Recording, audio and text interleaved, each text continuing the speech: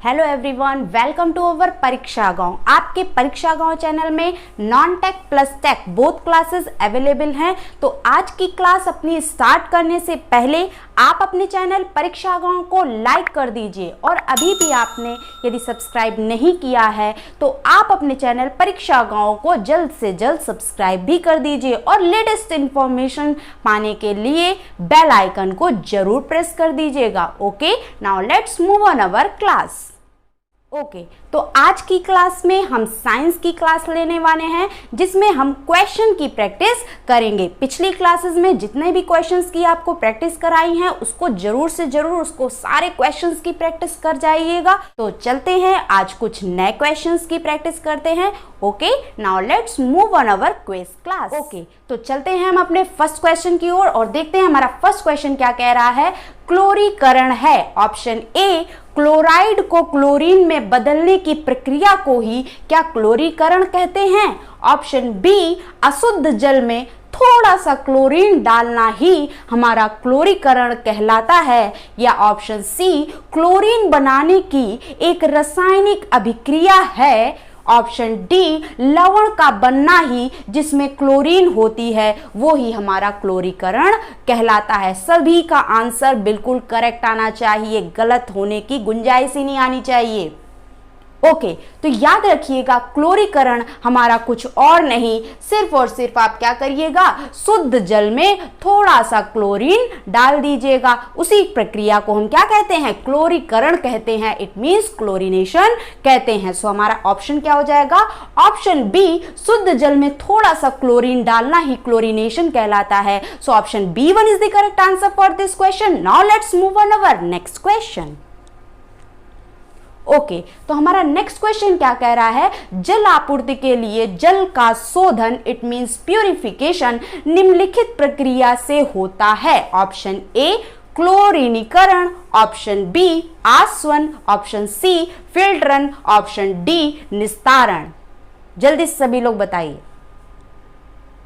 जो water supply आपको घरों घरों में करवाई जाती है उसमें पानी में अशुद्धियां होती हैं, उसको रिमूव करने के लिए, जैसे कौन सी अशुद्धियां, बैक्टीरियाज कुछ होते हैं, उनको रिमूव करने के लिए हम क्या करते हैं, क्लोरीनेशन कराते हैं, क्लोरीनीकरण कराते हैं। और क्लोरीनेशन में अभी हमने जाना कि हम क्या करते हैं, सिर्फ और सिर्फ क्लोरीन को क्या कर देते हैं, ऐड कर देते हैं। ठीक है ना, तो हमारा क्या हो जाएगा आंसर, ऑप्शन ए, क्लोरीनीकरण is the correct answer for this question. Now let's move on our next question. Okay, तो हमारा नेक्स्ट क्वेश्चन क्या कह रहा है, सिरका की प्रकृति अम्लीय है क्योंकि इसमें होता है। ऑप्शन ए, सिट्रिक अम्ल। ऑप्शन बी, सल्फ्यूरिक अम्ल। ऑप्शन सी, हाइड्रोक्लोरिक अम्ल। या ऑप्शन डी, एसिटिक अम्ल। ये सारे क्वेश्चंस मैं आपको इससे रिलेटेड करा चुकी हूं कि कौन सा एसिड किस में पाया जाता है। जल्दी से बताइए, सिरका इट मींस विनेगर में कौन सा एसिड मैंने बताया था, एग्जैक्टली एसिटिक एसिड पाया जाता है। तो हमारा आंसर इसमें क्या हो जाएगा, ऑप्शन डी। क्या देख रहे हो, एसिटिक एसिड लिखा है ना, तो सो option D1 is the correct answer for this question. इसके साथ साथ मैंने आपको यह भी बताया था, आप मेरी पिछली क्लासेस को इसीलिए कह रही हूं बार बार उसको देख डालिएगा, वो आपके लिए बेनिफिशियल क्लासेस हैं सारी की सारी। तो हमारे एसिटिक एसिड में यदि मैं आपसे पूछूं कि अगर आप अल्कोहल ऐड कर दोगे, CH3COOH इसका केमिकल फॉर्म होता है एसिटिक एसिड का, इसमें यदि आपने क्या कर दिया, अल्कोहल को ऐड कर दिया तो आपका क्या फॉर्म हो जाता है, क्या प्रोडक्ट में आपको प्राप्त होता है, एग्जैक्टली ईस्टर प्राप्त होता है। और ईस्टर में आपको स्वीट सी स्मेल आती है। ठीक है ना, तो ये सारी क्लासेस आप मेरी पिछली क्लासेस को देख डालिएगा, आपके लिए बहुत ज्यादा बेनिफिशियल होगी। Now let's move on our next question. Okay, तो हमारा नेक्स्ट क्वेश्चन क्या कह रहा है, एक प्याले में चाय 90 डिग्री सेंटीग्रेड से 80 डिग्री सेंटीग्रेड तक ठंडा होने में 1 मिनट में ठंडी होती है। ठीक है ना, अब यदि उसको 70 से 60 डिग्री सेंटीग्रेड तक ठंडा कराएं तो जल्दी से बताइए समय कितना लगेगा। ऑप्शन ए, 1 मिनट से कम लगेगा। ऑप्शन बी, 1 मिनट लगेगा। या ऑप्शन सी, लगभग 1 मिनट लगेगा। या ऑप्शन डी, 1 मिनट से अधिक लगेगा। जल्दी सभी का आंसर आना चाहिए, रीजन भी पता होना चाहिए। ओके, तो आपने न्यूटन का शीतलन नियम पढ़ा होगा, न्यूटन्स लॉ ऑफ कूलिंग पढ़ा होगा। उसमें होता क्या है, यदि किसी द्रव का जो तापमान है उसको आप ज्ञात कर लीजिए, इसके साथ साथ उसके आसपास जो वायु है उसका तापमान ज्ञात कर लीजिए। दोनों के तापमानों में जो अंतर होगा वो किसके समानुपाती होता है, पता होना चाहिए आपको। एग्जैक्टली तो द्रव की जो ऊष्मा होती है उसमें कितनी कमी आएगी उसके डायरेक्टली प्रोपोर्शनल होता है, ऊष्मा के क्षय के डायरेक्टली प्रोपोर्शनल होता है।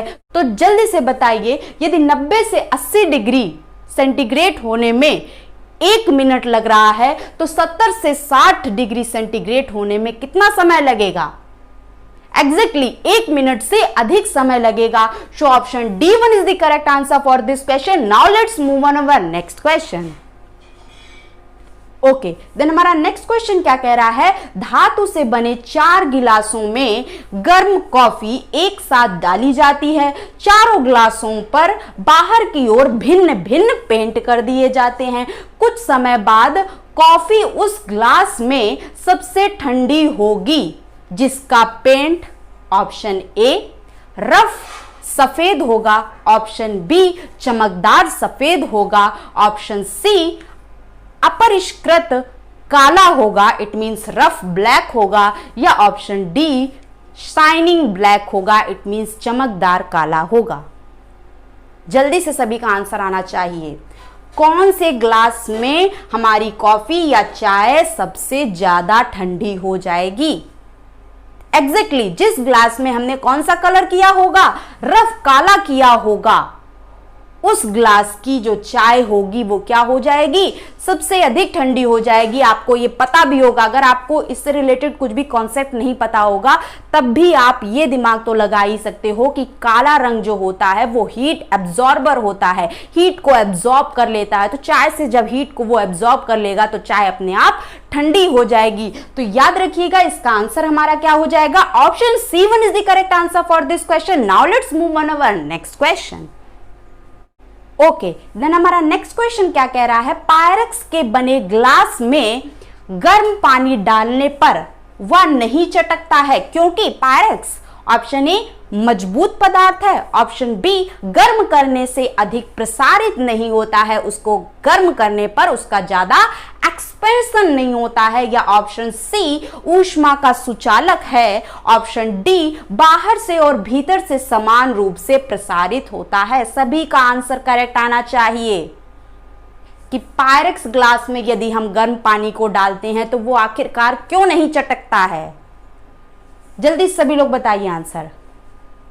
एग्जैक्टली तो याद रखिएगा आप कि पायरेक्स जो है वो एक ऐसा हमारा मटेरियल है, एक ऐसा पदार्थ है जिसको गर्म करने पर उसका जो एक्सपेंशन होता है, उसका जो प्रसारण होता है वो क्या होता है? बहुत कम होता है। यही कारण है कि यदि हम उसमें गर्म पानी डालते हैं तो उस पायरेक्स का ग्लास चटकता नहीं है। सो हमारा आंसर क्या हो जाएगा? Option B1 is the correct answer for this question. Now let's move on our next question.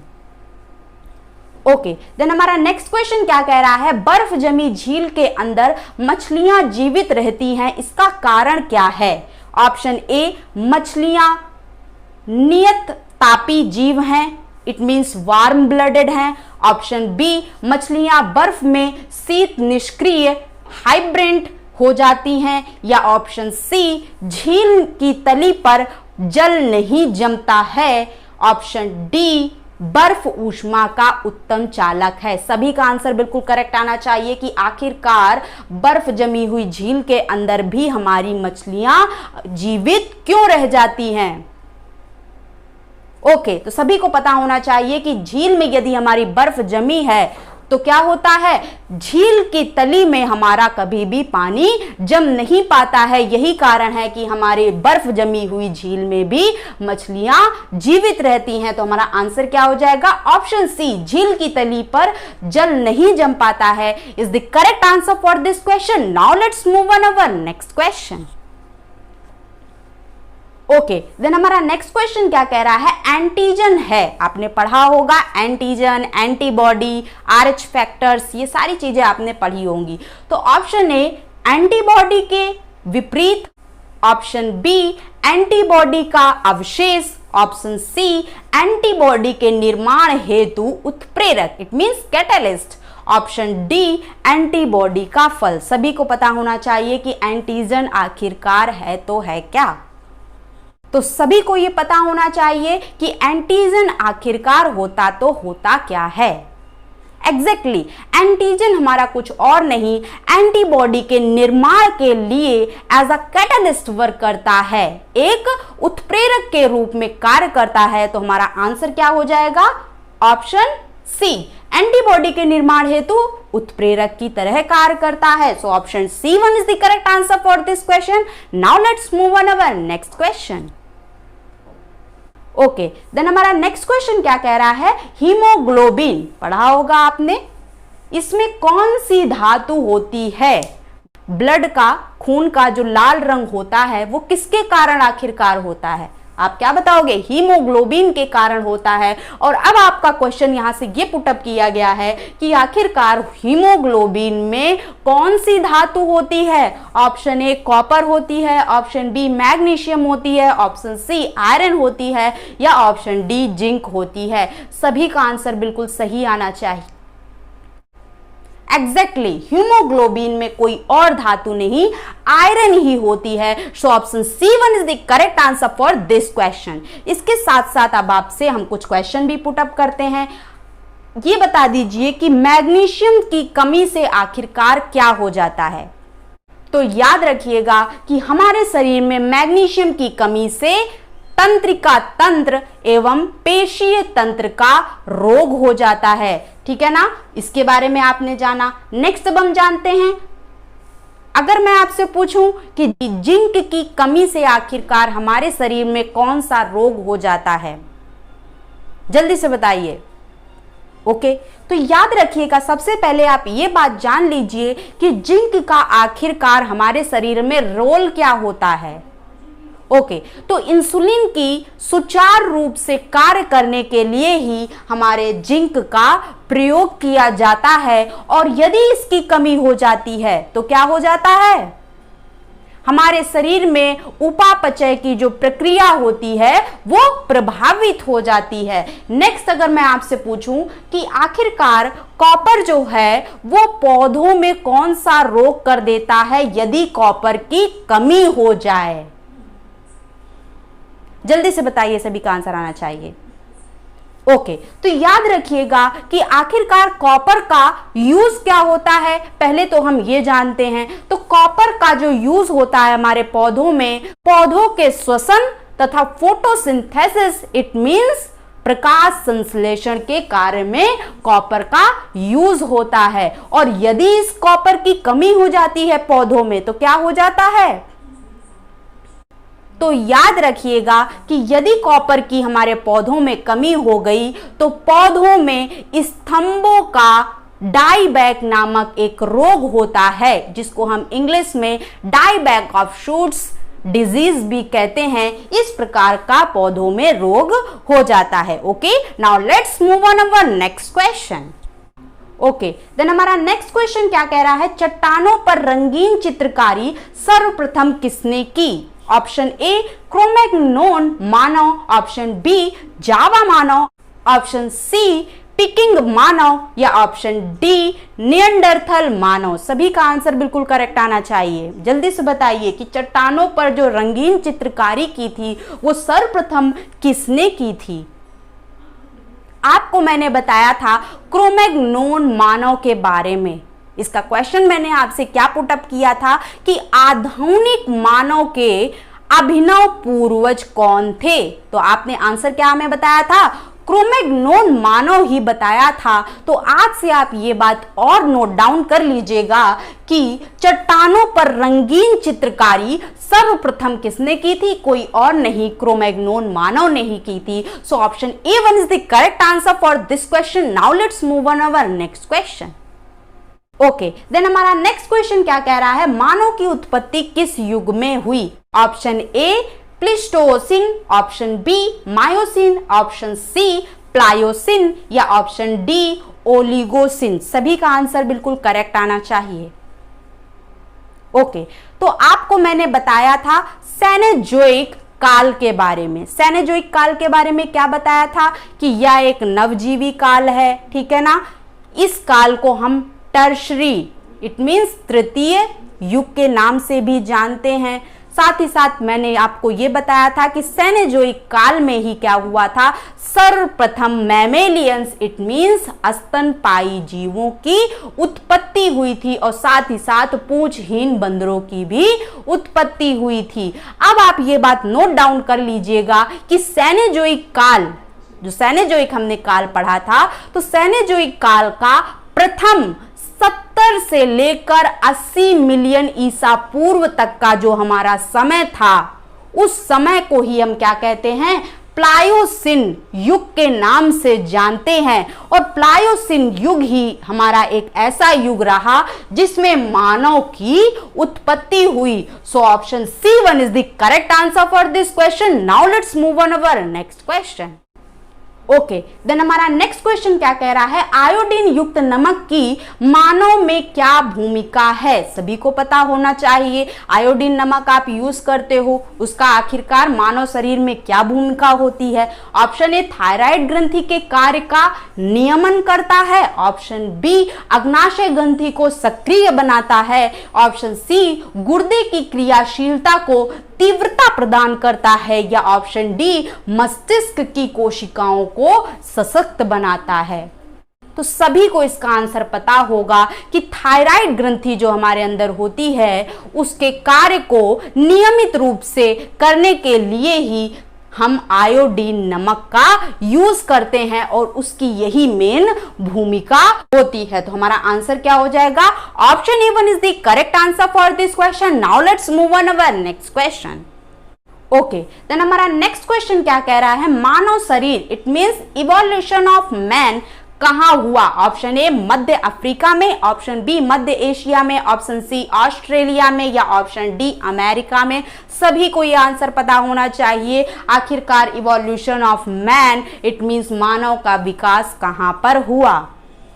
Exactly Madhya Asia में हुआ था। So option B1 is the correct answer for this question. Now let's move on our next question. Okay, then हमारा next question क्या कह रहा है, निम्नलिखित में से कौन आधुनिक मानव का सबसे निकट संबंधी है। Option A orangutan, option B gorilla, option C gibbon, या ऑप्शन डी सिनेंथ्रोपस। सभी का आंसर बिल्कुल करेक्ट आना चाहिए कि आधुनिक मानव का सबसे निकट संबंधी आखिरकार कौन था। सभी का आंसर आई थिंक करेक्ट ही आएगा। Gorilla is the correct answer for this question. Now let's move on our next question. Okay, then हमारा नेक्स्ट क्वेश्चन क्या कह रहा है, आपने पढ़ा होगा गुणसूत्रों के बारे में, क्रोमोसोम्स के बारे में। तो क्रोमोसोम्स पर जीनों की उपस्थिति का आखिरकार क्रम क्या होता है, ये बता दीजिए। ऑप्शन ए राउंडेड होता है, ऑप्शन बी स्फेरिकल क्वाइल्ड होता है, ऑप्शन सी लीनियर होता है, रेखाकार होता है, या ऑप्शन डी उपरोक्त में से कोई नहीं। सभी का आंसर बिल्कुल करेक्ट आना चाहिए कि आखिरकार जो क्रोमोसोम्स पर जो जीन होते हैं उनकी उपस्थिति का क्रम क्या होता है।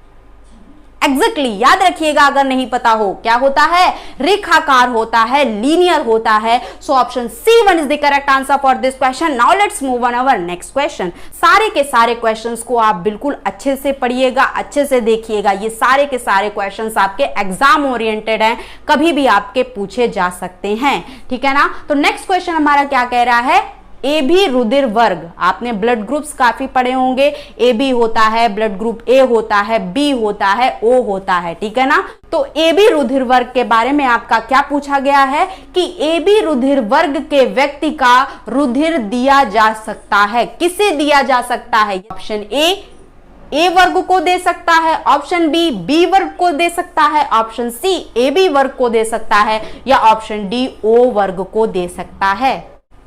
सभी का आंसर बिल्कुल क्लियर आया होगा। आई थिंक ऑप्शन सी यदि हमारा ब्लड ग्रुप AB है तो हम सिर्फ और सिर्फ उसी व्यक्ति को ब्लड अपना दे सकते हैं जिसका ब्लड ग्रुप AB होगा। So option C1 is the correct answer for this question. इसके साथ साथ आपको यह भी पता होना चाहिए कि हमारा जो ब्लड ग्रुप AB होता है उसको हम यूनिवर्सल एक्सेप्टर कहते हैं या यूनिवर्सल डोनर कहते हैं।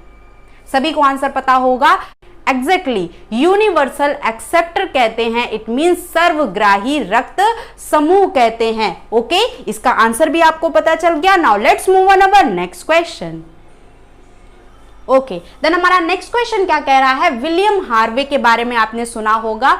इन्होंने किसकी खोज की थी? जल्दी सभी आंसर बताइए। ऑप्शन ए श्वसन, ऑप्शन बी रक्त स्पंदन, ऑप्शन सी रक्त परिसंचरण या ऑप्शन डी पाचन। जल्दी से बताइए ये आखिरकार कौन सी खोज के लिए प्रसिद्ध हुए थे William Harvey? Exactly blood circulation के लिए प्रसिद्ध हुए थे, इट मींस रक्त परिसंचरण के लिए प्रसिद्ध हुए थे। So option C1 is the correct answer for this question. Now let's move on our next question.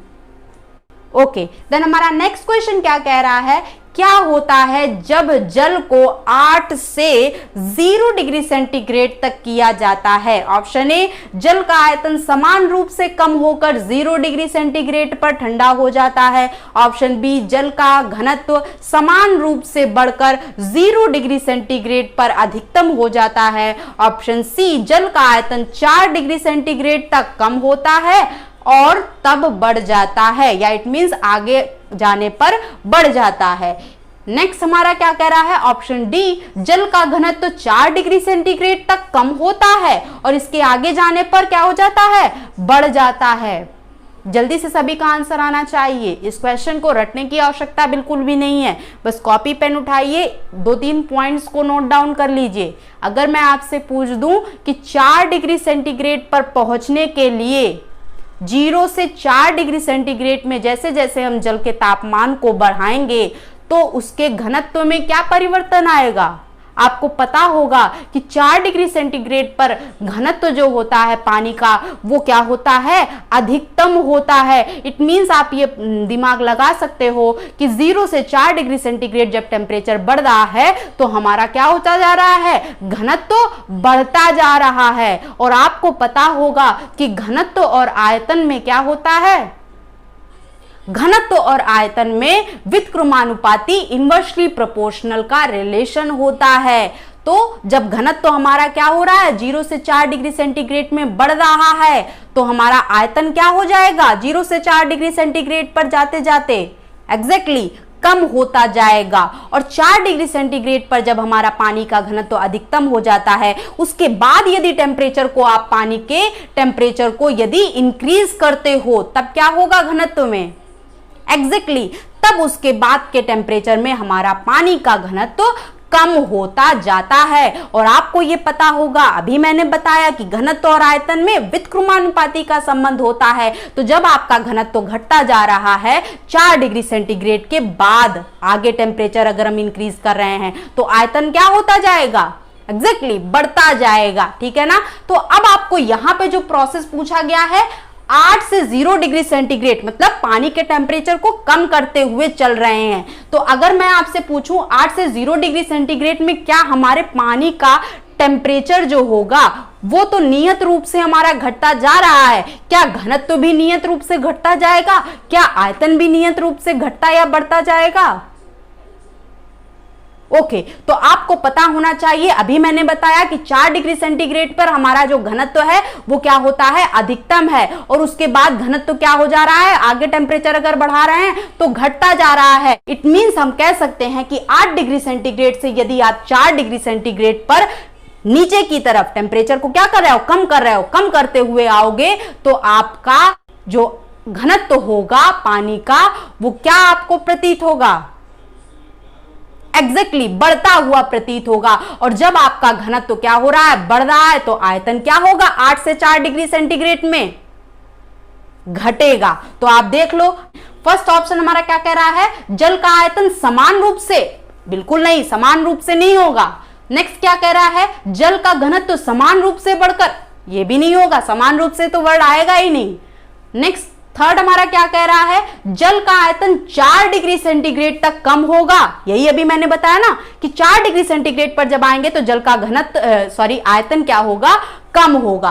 और इसके बाद अब 4 डिग्री सेंटीग्रेड से 0 डिग्री सेंटीग्रेड पर आओगे तो अभी मैंने बताया था इसका प्रोसेस जब उल्टा किए थे, 0 से 4 डिग्री सेंटीग्रेड पर गए थे तो आयतन क्या हो रहा था, घट रहा था। जब आयतन घट रहा है तो 4 से 0 डिग्री सेंटीग्रेड, इट मींस उल्टा आने पर हमारा आयतन क्या होगा, एग्जैक्टली बढ़ेगा। तो हमें नीचे तक जाने की आवश्यकता ही नहीं, हमारा आंसर क्या हो जाएगा, option C1 is the correct answer for this question. Now let's move on our next question. Okay, then हमारा नेक्स्ट क्वेश्चन क्या कह रहा है, निम्नलिखित द्रवों में से ऊष्मा का सबसे अच्छा चालक है। ऑप्शन ए जल, ऑप्शन बी पारा it means mercury, option C ईंधन या ऑप्शन डी अल्कोहल। जल्दी से बताइए कि गुड कंडक्टर ऑफ हीट जो है वो इनमें से कौन सा लिक्विड है, कौन सा द्रव है। ओके, ज्यादा टाइम वेस्ट नहीं करेंगे। मरकरी जो होता है, पारा जो होता है वो गुड कंडक्टर ऑफ हीट होता है, ऊष्मा का सबसे अच्छा चालक होता है। सो हमारा आंसर क्या हो जाएगा, option B1 is the correct answer for this question. Now let's move on our next question. Okay, then हमारा नेक्स्ट क्वेश्चन क्या कह रहा है, आपके घरों में रेफ्रिजरेटर्स होंगे, उसी के बारे में क्वेश्चन पुटअप किया गया है कि इसका प्रसिद्ध इट मींस जो फ्रीजर होता है, आपको पता होगा कि फ्रिज में हमारा क्या होता है, फ्रीजर होता है, तो उसमें सबसे ऊपर लगाया जाता है। फ्रीजर को रेफ्रिजरेटर्स में सबसे ऊपर ही लगाने का आखिरकार कारण है तो है क्या, ऑप्शन ए जिससे वह रेफ्रिजरेटर में नीचे लगे कंप्रेशर, जिसको हम तप्त संपीड़ित भी कहते हैं, इससे दूर रहे, ऑप्शन बी क्योंकि ऐसा सुविधाजनक होता है, ऑप्शन सी जिससे या संवहन धारा इट मींस कॉन्वेक्शन करंट के समुचित प्रवाह से सारे भीतरी भाग को ठंडा कर सके, या ऑप्शन डी ऐसा करने का कोई विशेष प्रयोजन नहीं है। कोई भी काम किया जाता है इसका मतलब ये नहीं है कि उसका कोई विशेष प्रयोजन ही हो, लेकिन बहुत सारे कार्य ऐसे होते हैं जो कि एक विशेष प्रयोजन से ही किए जाते हैं। तो सभी का आंसर बिल्कुल करेक्ट आना चाहिए कि आखिरकार हम फ्रिज में जो फ्रीजर होता है उसको सबसे ऊपर ही सेटअप क्यों करते हैं। आपने पढ़ा होगा कॉन्वेक्शन मेथड, रेडिएशन मेथड होता है, कॉन्वेक्शन मेथड पढ़े होंगे ना। आपने पढ़ा होगा कि कॉन्वेक्शन मेथड जो होता है वो एक ऐसा मेथड होता है जिसमें जो गर्म पार्टिकल्स होते हैं, ठीक है ना, गर्म जो कण होते हैं वो क्या होते हैं, ऊपर जाते हैं, ठीक है ना। ऊपर जाने पर जब वो ठंडे हो जाते हैं तो वापस से नीचे आ जाते हैं। तो यदि हम फ्रीजर को फ्रिज के ऊपर लगाएंगे, ठीक है ना, तो उससे क्या होगा, पूरी फ्रिज के अंदर जो हमारी कूलिंग होगी वो क्या होगी, अच्छी होगी। कूलिंग कंडीशन अच्छी होने के कारण ही हम एक रेफ्रिजरेटर में फ्रीजर को ऊपर की ओर स्थापित करते हैं। तो हमारा आंसर क्या हो जाएगा, ऑप्शन सी जिससे यह संवहन धारा के समुचित प्रवाह से सारी भीतरी भाग को ठंडा कर सके। So option C1 is the correct answer for this question. Now let's move on our next question. Okay, then हमारा नेक्स्ट क्वेश्चन क्या कह रहा है, निर्वातित इट मींस इवैक्यूएटेड विद्युत बल्ब के तंतु से कांच आवरण तक ऊष्मा संचरण किस प्रक्रिया से होता है। जल्दी से बताइए इसका आंसर कि हमारे विद्युत बल्ब में जो टंगस्टन वायर का यूज करते हैं वहां से लेकर विद्युत बल्ब के ग्लास तक ऊष्मा का संचरण आखिरकार किस प्रक्रिया से होता है। एग्जैक्टली याद रखिएगा, हमारा एक मेथड होता है, अभी मैंने बताया कि रेडिएशन मेथड होता है। रेडिएशन मेथड आखिरकार होता क्या है। ओके, तो सभी को पता होना चाहिए कि रेडिएशन मेथड एक ऐसा मेथड होता है जिसमें गर्म वस्तु जो होती है उससे ऊष्मा ठंडी वस्तु की ओर प्रवाहित करती है, और वहां पर प्रवाहित करने के दौरान किसी माध्यम की आवश्यकता नहीं होती है, किसी मीडियम की आवश्यकता नहीं होती है। इट मींस हम कह सकते हैं कि गर्म वस्तु से ठंडी वस्तु की ओर ऊष्मा प्रवाहित कर रही है, और वो भी माध्यम को, मीडियम को बिना गर्म किए हुए, बिना ऊष्मा मीडियम को दिए हुए। इसी मेथड को हम क्या कहते हैं, रेडिएशन मेथड कहते हैं। हम अपने डेली लाइफ में आए तो हम क्या एग्जाम्पल बता सकते हैं कि हमारी जो पृथ्वी है, मोटे मोटे तौर पे हमारा एग्जाम्पल यही से आ गया पहला, कि हमारी पृथ्वी पर सूर्य का जो प्रकाश आ रहा होता है वो आखिरकार किस मेथड के तहत आ रहा है? एग्जैक्टली कोई और नहीं, यही रेडिएशन मेथड के ही तहत आ रहा है। और यहां पर भी जो ऊष्मा का संचरण होगा वो किसके तहत होगा? एग्जैक्टली विकिरण के तहत होगा, रेडिएशन के मेथड के तहत ही होगा। So option C1 is the correct answer for this question. Now let's move on our next question.